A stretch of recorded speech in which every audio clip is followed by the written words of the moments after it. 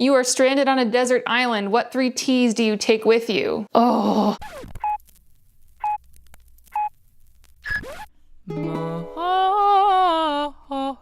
More Mary. Hello, good morning. Welcome back everyone to another episode of More Mary. I am your host, Miss Mary Lou. I am still under the weather. I know, it's a running theme, I guess, on the show. I'm trying my best to get better. I'm on lots of medications and I'm going to see more doctors on Monday, so I'm sure I'll be fine. Bear with my low energy. I put out yesterday across all my socials that I was going to do a Q&A today, and I asked you to ask me questions and you all came through like never before, so this is very exciting. Let's not dawdle too much on the intro, except to look at my awesome new mug I got for Christmas. It's so cool. I'm in love. Oh.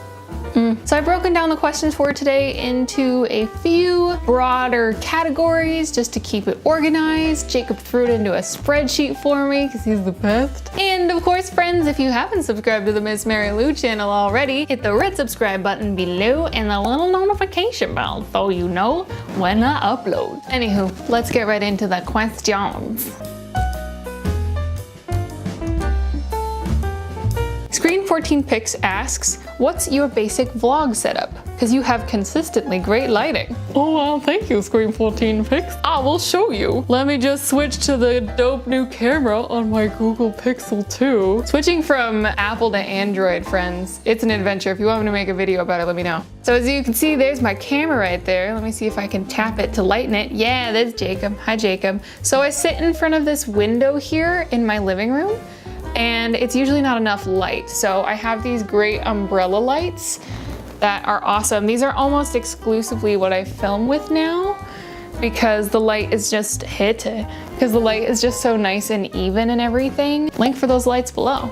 Grant C. Hansen asks, I've produced a fiction web series, but I'm considering doing my own host/blog series. Do it. How did you decide on your niche and what headaches have you encountered hosting your own series? First of all, I think that's a great idea and you should just do it. Jump in, don't think too much. I think the approach that I took with my friend Kay when we were talking about making something is I was like, well, what is me? What parts of me are the most me that I would want to share with people? And I came up with my quirky, classy conundrum and my love of tea. It just kind of happened, but I started from a very real, authentic place within myself, and then I brainstormed how I could share that with others. What headaches have I encountered hosting my own series? How much time do you have? Con K1 asks, what keeps you going to create content twice a week, every week? What do you do when you get tired and want a break to keep you going? So this is a really good question, and I almost filmed an episode today entirely about that. So I'm just gonna go ahead and film a whole episode about this. But just to give you a nugget, the combination of long-term self-discipline and putting things on the internet creates this kind of accountability that I hold myself to, because I feel like you're holding me to it, in a way, if you get what I mean.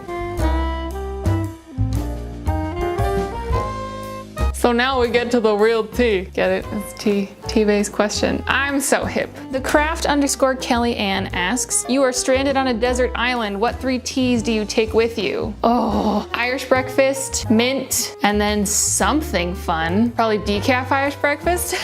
Tori Bellius asks, what are the basic must-haves for tea drinking, loose leaf specifically? This is also a great idea, and I'm gonna do a full episode about this, but I wanna say in the meantime, until that comes out, don't freak out. It's really easy, and you probably already have what you need in your kitchen. Sarah Brown Carter asks, why tea? What about tea gave you the idea to make a channel? Tea has always been, it's been a part of my life for a long time. I used to have tea parties back in high school. I was that weird kid. One thing that I really love about tea specifically is that tea feels very much like a community thing. If it's something that you're passionate about and you meet another person who also likes tea, you're like, wait, you like tea? Let's talk about it for a while. And you know, you have people over to your house, or you meet out in a place, a restaurant or a cafe. There's this strong sense of community around tea, whether or not you're talking about the tea itself, but tea just kind of feels like family to me, and I thought that was a really cool thing to bring into a a show. I don't know how to pronounce this next name, so forgive me. Gavin Darkleader? Are there good snack pairings with certain teas? I'm all about snacks. Hashtag snacks.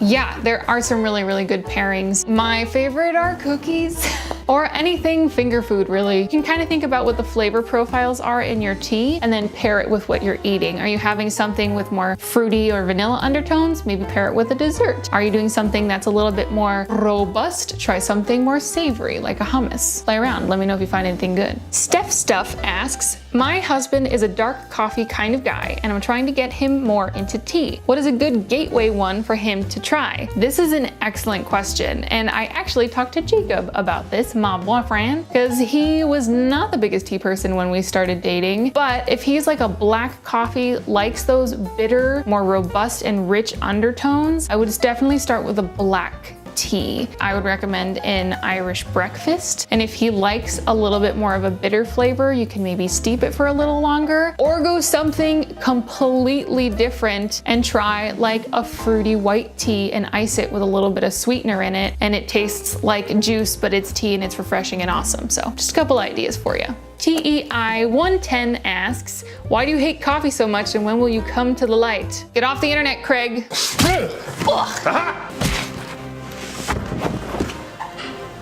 John Wahlberg asks, do you tend to choose your teas more for their flavors or for particular health benefits, or both? This is definitely a both for me. Most days I usually just kind of like feel what my body feels like it needs. For the last 2 weeks, I've pretty much exclusively just been drinking decaffeinated teas and specifically focusing on the health benefits. So like today, open up my little D20 mug, I'm drinking mint tea, mostly for the effects on my tummy. I've been feeling nauseous, and mint is actually a really good relaxant for your muscles. I woke up feeling kind of stiff this morning. Listen to your heart or your body. Abby Cobb asks, what's your favorite kind of tea to drink when you're sick? Mint tea and instant punchy ginger tea, for sure. The AFA Studio asks, we have a lot of models in our acting classes, and we've just learned that apparently all the European models here in America refuse to heat their water up in the microwave for tea. Is there actually any danger to this, and does it actually affect the taste? This is a really interesting question that I haven't heard brought up in quite a while. So it is true that in most European countries, heating up hot water in the microwave for tea is considered sacrilegious. Now I admit, when I was a novice tea drinker, I definitely used to do this because I used to make tea on my lunch breaks in the band room in high school. Cool kid always. However, there are a couple of reasons. First of all, if you put it in the microwave, the mug that you're heating it in is going to get hotter a lot faster. Second of all, the water itself just isn't going to heat as well. For most teas, it's recommended you bring it to a boil. It's not really safe to bring water to a boil in the microwave. You can overheat it, and if you don't have some kind of, this is getting a little sciencey for a second, if you don't have some kind of like wooden stick or something for bubbles to cling to, if a water is super heated and then you move it, it can just boil over instantly and burn your hands, and it can be really nasty. You can avoid this a little bit by putting like a wooden chopstick in tea in the microwave when you heat it up so the bubbles have something to cling to so they can boil. But still, for a safety reason, it's probably just best to stick with a kettle. Now, as far as taste goes, if the water is not hot enough, that can definitely affect the steep of the tea. If you really want to heat herbal teas in the microwave, you'd probably be fine because generally you don't need it to be as hot.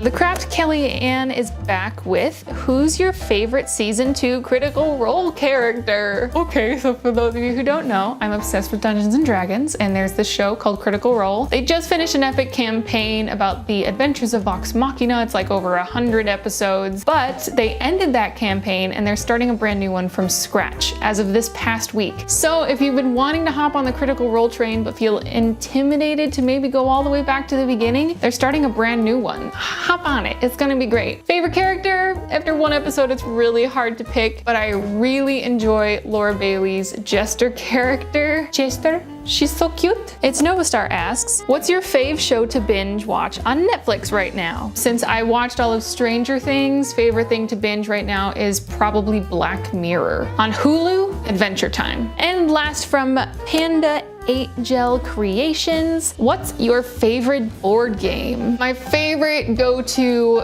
big nerdy board game for sure is Betrayal at House on the Hill. You've heard me talk about this on the show. I'll link it below in case you want to know more. It's a haunted house exploration game, and I just found out that there's another version of this game called Betrayal at Baldur's Gate, which is a Dungeons and Dragons themed Betrayal at House on the Hill. And I know I don't need to buy it, so I won't buy it, but I really want to play it. Can't tell from like the glee in my face or anything. What? No. So that is all the questions I had time for today. Thank you to every single person who submitted. Your questions were really great. And to those who I didn't get too into because I said that I was gonna do episodes about them, stay tuned. Those are gonna be coming up very, very soon. Thanks for bearing with me while I'm still sick. You guys are great. Thank you so much for joining the tea party today. And last and most importantly of all, I hope you have a wonderful day, and I will see you on Tuesday. More Mary.